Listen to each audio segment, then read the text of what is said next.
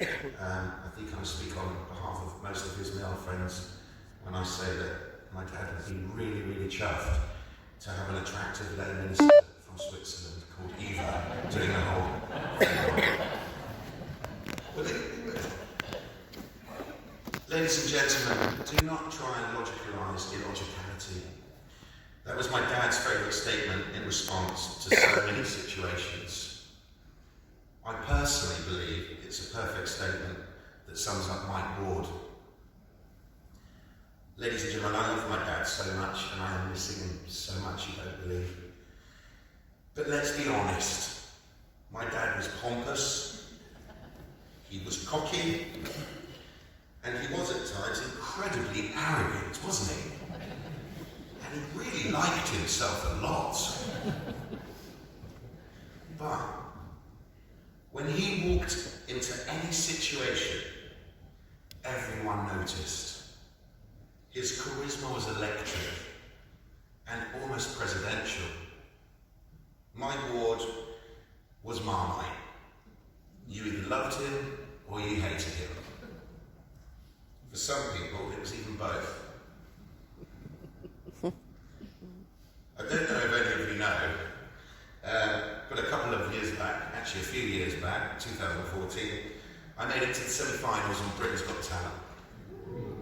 Yeah. And right now, while I say that, I can hear my dad saying, "Wow, Adam, this is my memorial and you're making it all about you. Fantastic."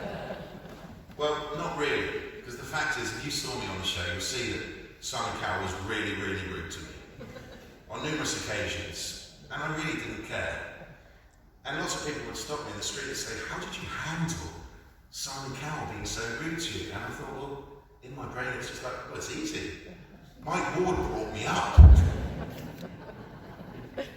Ladies and gentlemen, my dad taught me to walk, he taught me to talk, and he disciplined me when I was a very naughty boy, and that was quite often when I was younger. But let's be honest, he was a naughty boy sometimes too, wasn't he, folks? When my mother and my dad went on their first ever date,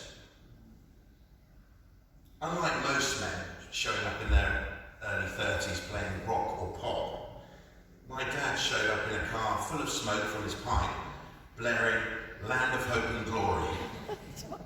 And because my mother's from Germany, followed up with a great tune that is called "Rule Britannia, Britannia Rules the Waves." As a child, I was fortunate to travel between Germany and Britain a lot, because my mother's from Germany, and quite often, at my German family events, my dad would come along, and strangely enough, even though he couldn't speak a word of German, he was still a hit. He would just play with his pipe, drink wet wine, make funny faces as he were, and my German family absolutely adored him. "Der Mike, ist super, he's so funny, yeah, We had some lovely family holidays while I was growing up. We went to Hawaii, we went to Florida, we went to the Bahamas, we went to Tunisia, and lots of times to Spain. And in the last 14 years, my dad and I travelled a lot, mainly on history tours, as Peter said. But to be honest, to be perfectly honest with you, any trip you take with Mike Ward generally becomes a history trip.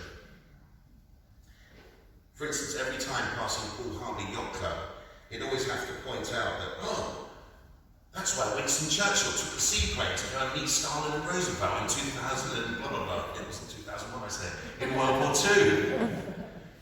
But then 2 weeks later he'll be driving by and he'll say, "Do you know what that is?" I'll say, "Yeah, isn't that where Winston Churchill took a seaplane to go and meet Stalin and Roosevelt?" "Well done, good man. How did you know that?" "Well, you told me 2 weeks ago, actually." So. For some reason, and I don't know why, and not in a bad way at all, in fact in a really lovely way, my dad was obsessed with my mother's German family heritage. You see, my great-grandfather was a German Jew fighting for Germany and died at the Battle of Verdun in 1916. My dad was determined to find his memorial, so together we took an 18-hour coach journey to Verdun, France. We didn't find it. But it was lovely that he was so determined to find it, and he was way more determined, to be honest, than even I was. Now, 18 hours on a coach journey is a really long time, but when there's a bar and there's great conversation and people for my dad to mock, it goes really, really quickly.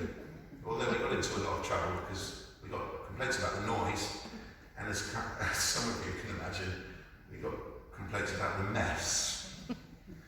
And of course my dad blamed me. Alan, clean that up, come on, that's yours. I'm like, you know for what, that's not mine. That was completely his. But folks, I've got loads of stories that I'd love to talk to you about with my dad, and I really look forward to seeing you all next door. One thing I do want to touch on quickly is, and I know not many of you probably know about this with me, I'm a man of faith, and even my dad, in the 60s, although he kind of went different directions in his life, he did give his life to Jesus Christ at Billy Graham Crusade, and quite often we did pray together. We even prayed for Chris Bond when he was in hospital. You know, he couldn't make it today because he's got COVID, but he's still alive, so that's good. But I do like to think if you give your heart to God, even if you turn your back on him, what gives me great faith is to know that he doesn't turn his back on you. So